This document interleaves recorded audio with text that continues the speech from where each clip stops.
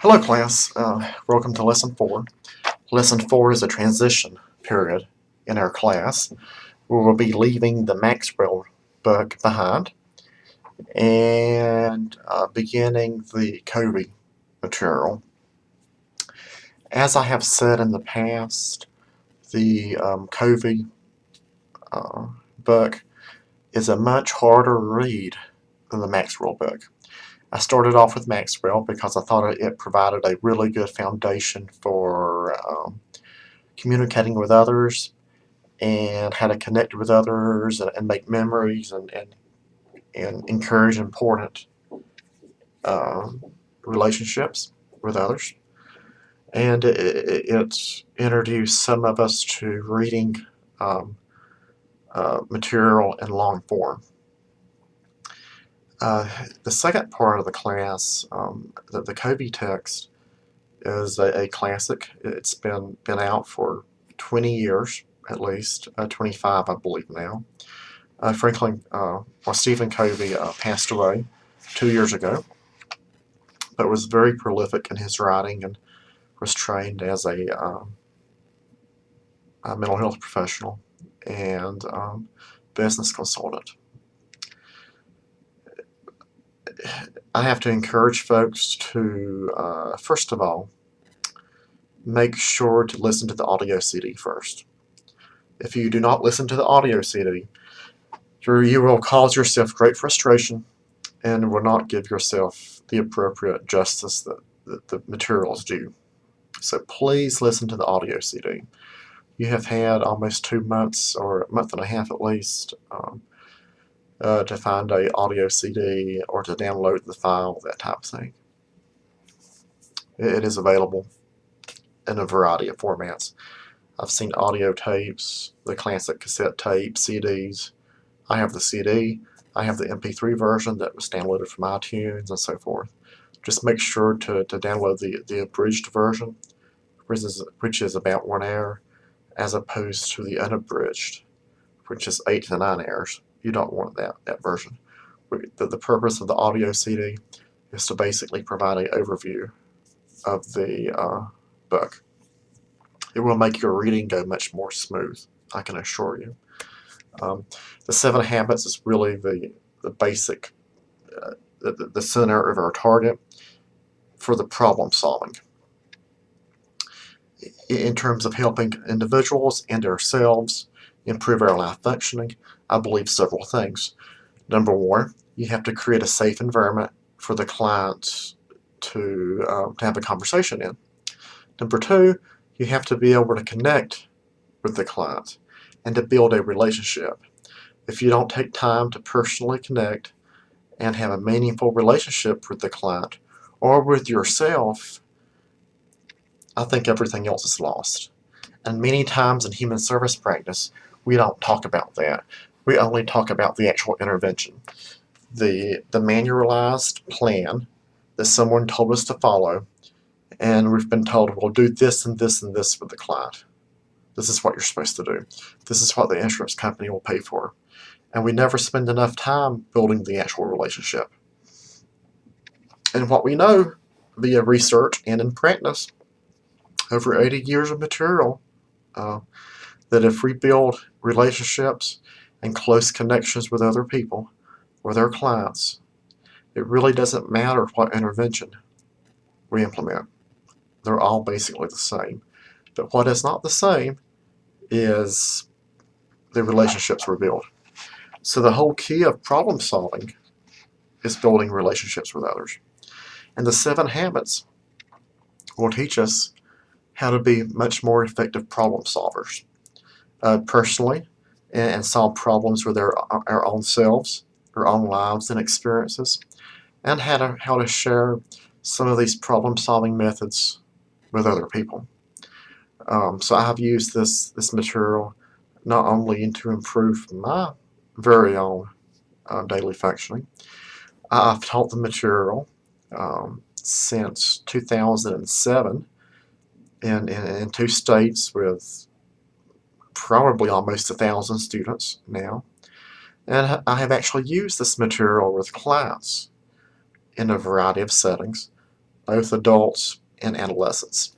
And there is an adolescent version of this material.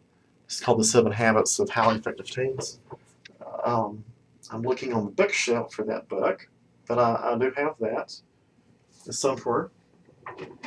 And I used it frequently with adolescents and teenagers. Lesson number 4, you have found it since you're watching this video. Lesson number 4 is a little bit different, formatted the same, but the type of information is a tad bit different.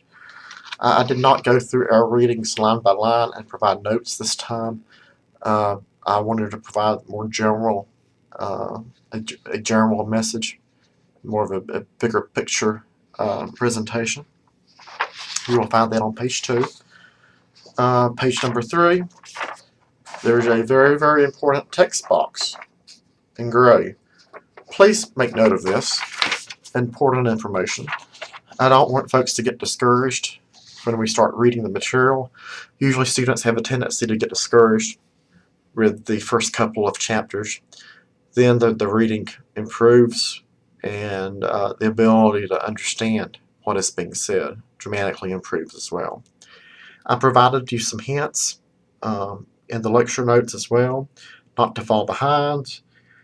If you read something and don't understand, just don't skip it. Go back to it, read it again. Talk about the passage with your fellow students. Let me know you're not understanding a certain main idea or point. Let me help you. If you simply read it, not understand it, and skip it just to get it done, you're going to sabotage the whole process. Because this is information that scaffolds on itself. So what we learn today what we learn today and what we learn next week will be connected together like steps. And every step we take, we're implementing what we learned the step before. So if we don't have a really good foundation for the material in the very beginning, we will have serious issues when we get to the very end. Don't give up. This is a long-term process. I'm asking you to read this material in a really short period of time, about 6 weeks, 6 to 8 weeks, when in reality, I know individuals who took months to read this material, who have read it over and over and over, dozens of times, literally, over a span of 10 to 15 years. And their response is generally the same. I learn something new about myself every time I go through the process. I don't try to remember everything. That's not the goal of the book. Look for main ideas, important features, important passages to you. Try to apply the material to your own life and experience as we go through. This is just not material to read and to forget about. If you try to read it and understand and talk about it and try to implement this material in your own daily activities, then I think you will find success. I believe as part of lesson number 5 or 6, I will provide an opportunity for an optional online meeting or in-class meeting where we can come together and talk about what you have been reading and working on as a group. Because learning, I certainly believe, and as I mentioned in the lesson, is a social process, and it's very, very hard to process and understand material like this if you do not have a chance to talk about it with other people and challenge ideas and have a give and take and so forth. So talking to others is extremely important.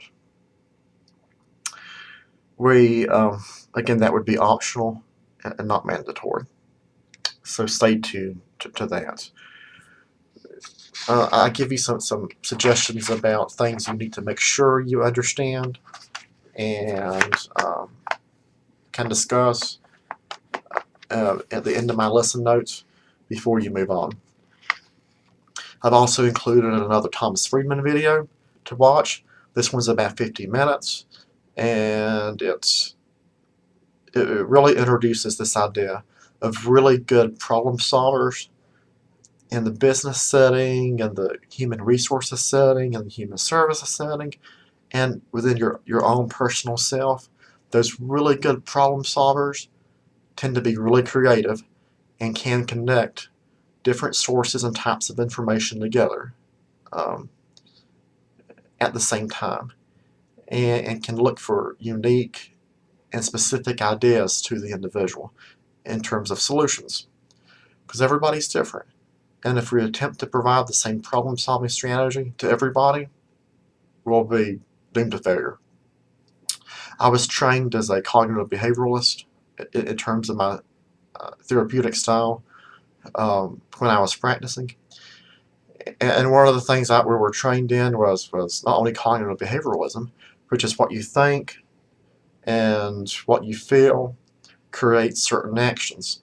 While that may be true, I was also provided instruction and actually implemented it in practice for 15 years, problem-solving models in terms of, that I will be sharing with you. Thinking, what we think about, what we do, creates actions. We implement those actions, have consequences, and so forth. Well, that's a really, really good model, which I still believe has some validity in and helped many, many clients. It's also a model that's one size fits all. That's very problematic, because everyone's problems are not the same. Even if you have the same type of problem, the details of that problem is totally different, because we are all individuals who have unique qualities, characteristics, and experiences. So this approach can help us help other people in a very individualized and caring way, but it can certainly help us also improve our own lives and how we deal with people and family each and every day. And if you can say you gained 1, 2, 3 items out of this experience that helped you every single day, or helped you sometimes in your own lives, then I think we were successful. Extremely successful, to be honest. And most students say that in the very end.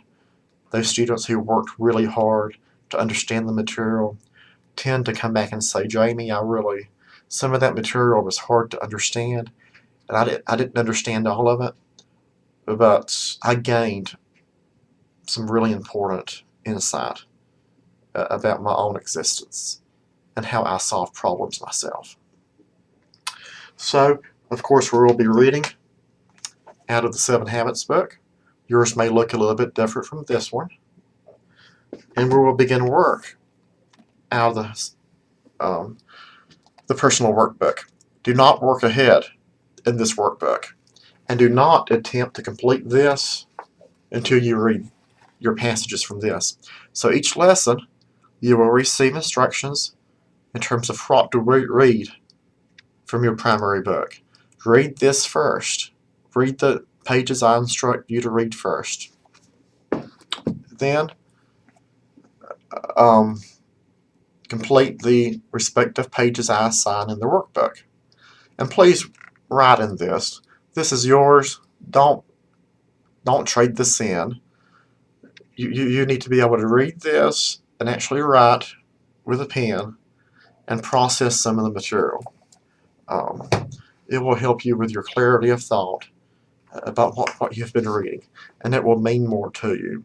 Some students try to do notebooks. They don't like to write in the workbook and all that. You're just cheating yourself, to be honest. Write in the workbook. It'll be more meaningful. We have a discussion board in Blackboard. The topic is totally up to you. It's really for you to talk about your ideas associated with the reading, any problems you're having, issues with understanding certain passages, the big picture. Basically, you post what your experience has been with reading the first pages of Covey that I assigned, and I will respond to your concerns. Now, you have to have 2 posts, your original post, and you must respond. You can either respond to me or respond to another student. It's totally up to you. But what's happening, and what kind of pattern I see happening is that um, you're making your response. I'm posting back to your response, and there's no response to my response. So make sure to check back that I usually respond to 80% of your original post. So if I ask a question or try to encourage the conversation, please participate. It's important that you do so. So for the discussion board, make your own post, then respond to another person. And that person can be to me on your original thread. We have 2 good weeks to complete the beginning readings of the Kobe material. Please don't wait till the last minute. This is heavy reading. It's much harder to read than the Maxwell book. I cannot emphasize that enough. So this is not one of those things you can wait until the very last minute and read and get by with. It will become very, very obvious as we go along for those students who choose to do that. Thanks again, and take care.